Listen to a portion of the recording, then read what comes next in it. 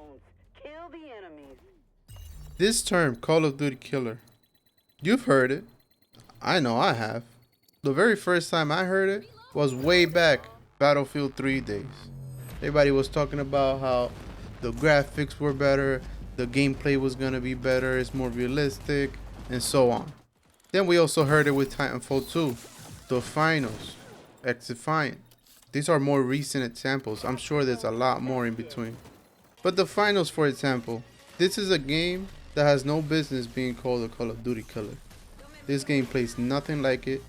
It was never really a target to directly compete with Call of Duty.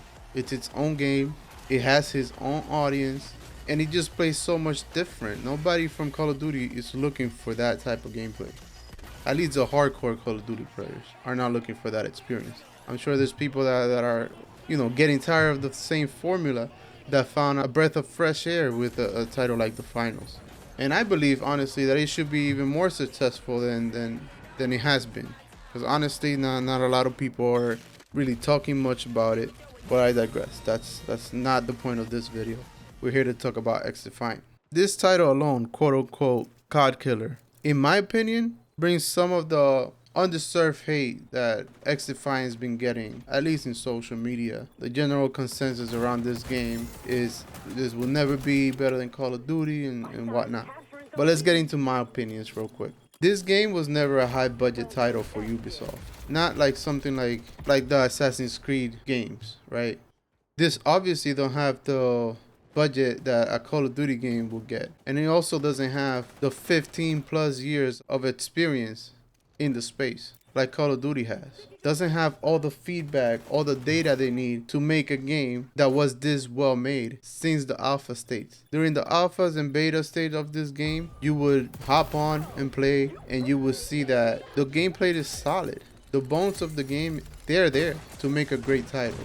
The movement is on point, the gunplay, the gunfights, the time to kill, everything just kind of works with this playstyle, with the way that they want the game to feel.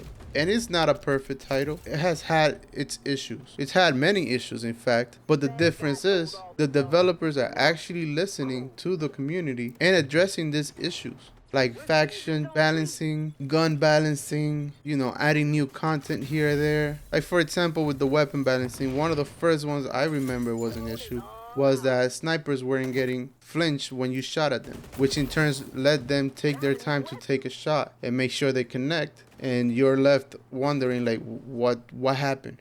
I can't go against this, right? So they fixed that. We've been getting content on, new maps, new game modes that the community have been asking for. So that kind of shows you that the devs are listening. This game hasn't been out for too long, and we have gotten Team Deathmatch, the game mode Bomb, which is their search and destroy type of game, Capture the Flag. Ranked, I don't touch too much on ranked because even though it has had some issues, I'm not sure the changes they made to fix them because I don't really play ranked. But they have also gone and fixed that, or attempt to fix a few things here and there. But I'm babbling now at this point. With all that said, I haven't really mentioned the biggest issues this game has, which is the netcode. The netcode has been an issue since the very first time they let anybody play this game. Alphas, I personally started playing it on some random open beta they did, and I did notice the netcode issues. Bullets not quite connecting like they should. Getting shot around the walls was my biggest issue. That's the one I've noticed the most. Until this day, this is the one I notice now still. I still notice the getting shot around walls. But the bullets connecting and all the other issues surrounding netcode, I personally don't see it. I feel like this game is in a great state as of right now, minus the getting shot around walls. That's the only issue I notice right now. I'm sure everybody has different experiences, but this game has never been in an unplayable state like some people would lead you to believe. Like some conversations around the social medias have led you to believe. This game is not in a bad state at all. They have been improving netcode, and the biggest update to netcode is still a promise. I understand that, but we haven't gotten it yet. And I'm hopeful that once we do get that kind of starts the train rolling into them focusing on more content, more limited time modes, more things to keep you engaged in the game and keep you coming back to the game. Modern Warfare 3, for example, even though I just personally don't play this game anymore, they have been great with giving people things to do and grind for to keep them coming back, which is the main thing this game is actually missing. A reason why I should be playing it. Because the camo grind, even though some people are hopping on to play just for that, it's not enough for most. It's not even enough for me. I find myself where I take a few that I don't touch this game. But whenever I do hop on, it's a great experience. Like for me personally. And I do want to see this game succeed a lot more than it has been. So I am hopeful for a better future for this game. This game could really take the space and take it anywhere. They really could. I personally don't want to see like a battle royale or anything like that. But they could do it if they wanted to. Especially with the engine they use. It's such a flexible engine. Because this engine wasn't even made for a twitchy shooter like this. For a fast-paced arena shooter. And yet the developers have made that work. Now I haven't even touched on the various articles that we have been getting surrounding this game in a negative light, because obviously it has to be a negative light. That's how the clickbaity things work, you know, on social. They released an article talking about XDefiant dying on Season 3. Now that conversation has changed to XDefiant dying in Season 4. Why? Because we have been seeing improvement in player count. I remember when this game first launched and we were hitting those community challenges without any single issues. They even had to increase like the community challenges, so it became a little bit harder to hit. We still hit those. Then the game did end up dying down and we stopped hitting them. They released a statement for the year 1 roadmap, talking about all the changes coming and more promises about the game. Me personally, I don't want to see any promises anymore. I kind of want to see the actual changes coming to the game. But ever since Season 2, we're now halfway through it. We're like on Meat Season 2. We are hitting those community challenges. So the game is obviously in a better state. So the first major article that touched on this issue of XDefiant is dying, it's this article from Insider Gaming by Tom Henderson. He reads, XDefiant is on borrowed time as player numbers decline rapidly. The first paragraph is, this is an old article, so I'll just go through the very first paragraph that kind of sums up what this whole thing is about. It says, according to several sources at Ubisoft San Francisco has until the end of Season 3 of XDefiant to improve the game bleak player numbers. Mind you, another YouTuber I saw cover this, and they pointed out the timing on the article itself. This article released a day before Black Ops 6 beta. But like I said, this is old news, this is an old article, this is not what we're here for. But even with that, Mark Rubin took to Twitter to debunk this already, and then Ubisoft released their year 1 plans that covers all the way up until Season 4. So this whole article is kind of debunked on that alone. Why would Ubisoft release the plans for the year, including Season 4, if they're gonna shoot it down potentially in Season 3? Makes no sense. I understand these corporations have to have a lot of foresight, a lot of plans for the game, but why release it to the public if they believe it's gonna end before Season 3? But even with all that, the game is in a better state and it's only halfway through Season 2. So now let's get to the real topic here. There's an article about Season 4, not an article, it's a tweet from Sean Weber. Let's go over his tweet real quick. XDefiant is already dead. Already, first sentence, it's already begging for clicks. But let's keep going. Ubisoft research team is actively asking their testers to have another in-house test session and give/repeat their feedback. Multiple sources told that it's possible that the game will end its support after Season 4 if they can't get enough players. But now, on the other side, Mark Rubin also replied to his tweet, and he says, to be crystal clear, there are no plans to shut down after Season 4. I've literally been in meetings as of last week to discuss our Year 2 plans. But right now, we are super focused on improving the technical experience, which includes netcode, and adding more content for Season 3 and 4. We have done very little marketing, so yes, our numbers are down, but that is just to give the team the time to get the game in a better place before we do bigger spends on marketing to bring new players to the game and to bring back players that have left. So that's all the information I have on that.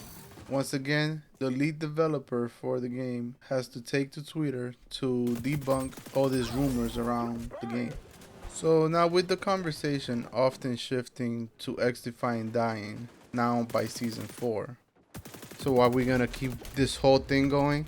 As XDefiant gets better with each update, now it's gonna die in a different season. Basically, that's what it comes down to. Because all this article is doing is, one, misparading misinformation about the game. People that don't even follow the game believe this to be the case and doesn't even give the game a chance. You know what I mean? So it's like if I told you, like, yo, this restaurant I went to is so trash, you're not gonna feel inclined to even go and check out that restaurant. You're gonna spend your money elsewhere. So that's kind of how this is going. You're getting all this article and negative buzz around the game, and a lot of people, instead of trying it, are already convinced that this game ain't gonna be anything. Which in fact, this game kind of showcases all the malpractice surrounding other games. All the loot boxes, all the pay to win stuff that litter the space. Like, to me personally, this is why I gave a game like Fortnite a chance. Fortnite came out, free to play game. If you want to support the game, all you get is cosmetics. You don't get any benefits at all with a game like Fortnite. You could spend your entire check and not get a single benefit on XDefiant. Yeah, you'll get factions slightly early if you pay for it, but that's something you can unlock within a few play sessions. Yeah, you get double XP tokens maybe, but that still has nothing to do with the core gameplay. Just because somebody has double XP doesn't mean they're better than you in a gunfight. You can still go in and play the game, and it wouldn't change your fun if they have a skin, or if they have the best camo in the game, or even the mastery camo. They got the latest mastery camo unlocked. You could still shit on them because that doesn't give you any advantage. And I'll be honest, I have a lot of issues with Call of Duty, but I don't want to see it fail. I want a game like XDefiant to put them in a better state, to put them to show them that people are not going to put up with the things they have been doing to their community. Charging $70 up front for a free-to-play experience. Charging $70 and then putting stronger weapons in bundles and charging out the ads for every little advantage. Because yeah, some people might say that, oh, you can unlock the new weapons in Call of Duty.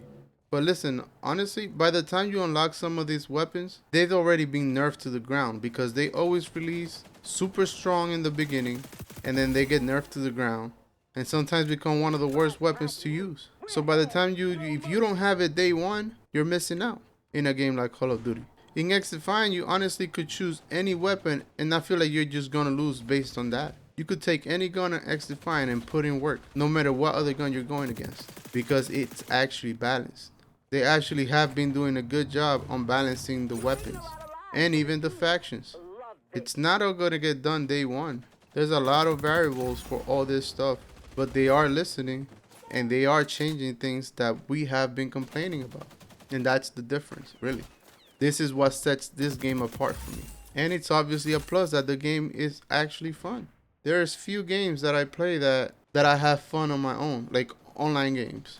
And right now I only have two. Fortnite I hopped off because the people I used to play with stopped playing it. So the game was not fun for just me to hop on by myself and have a good time. It was just not there.